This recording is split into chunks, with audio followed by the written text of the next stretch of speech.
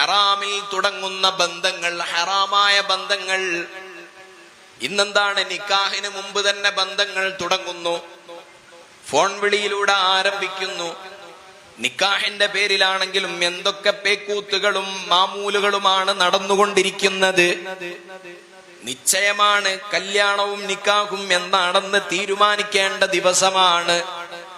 ആ ദിവസം തന്നെ നിശ്ചയമുറപ്പിക്കാൻ വേണ്ടി ഒരുപാട് സാധന സാമഗ്രികളുമായി കൊട്ടയും പൂവും തലയിൽ വെച്ചുകൊണ്ട് വരിവരിയായി റാലിയായി വീട്ടിലേക്ക്, പെണ്ണിന്റെ വീട്ടിലേക്ക് വരുന്നു വരന്റെ വീട്ടുകാർ.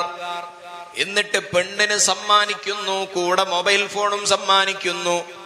മൊബൈൽ ഫോണിലൂടെ കോളുകളാകുന്നു, ചാറ്റിങ്ങുകളാകുന്നു. നിക്കാഹ് കഴിഞ്ഞിട്ടില്ല. ആ ബന്ധം ഹറാമിന്റെ തുടക്കമാണ്.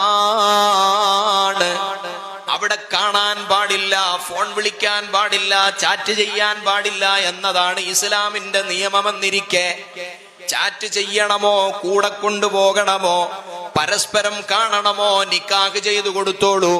വാപ്പാക്ക് കൈ പിടിച്ചു കൊടുത്തുകൊണ്ട് അൻകഹതുക വസവ്വജതുക എന്ന് പറഞ്ഞ് മകളെ കെട്ടിച്ചു കൊടുത്താൽ അത് ഹലാലായ ബന്ധമാകുമല്ലോ. നിശ്ചയം എന്ന പേര് പറഞ്ഞിട്ട് ഫോണ് കൊടുത്ത് ഇങ്ങനെ വേണ്ടാത്തരങ്ങൾ നടക്കുമ്പോൾ ആ ബന്ധത്തിന്റെ തുടക്കം അത് ഹലാലായ തുടക്കമല്ല,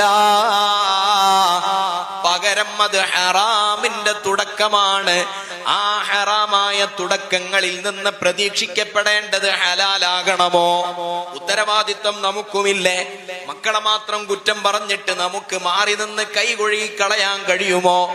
ഈ ബന്ധം തുടങ്ങിയാലല്ലേ അതിൽ നിന്നുള്ള ഉൽപ്പന്നങ്ങളും നന്നായി കിട്ടുകയുള്ളൂ. ഹലാലായ നിലക്കുള്ള ബന്ധങ്ങളാകേണ്ടയോ? ഹലാലാകണം.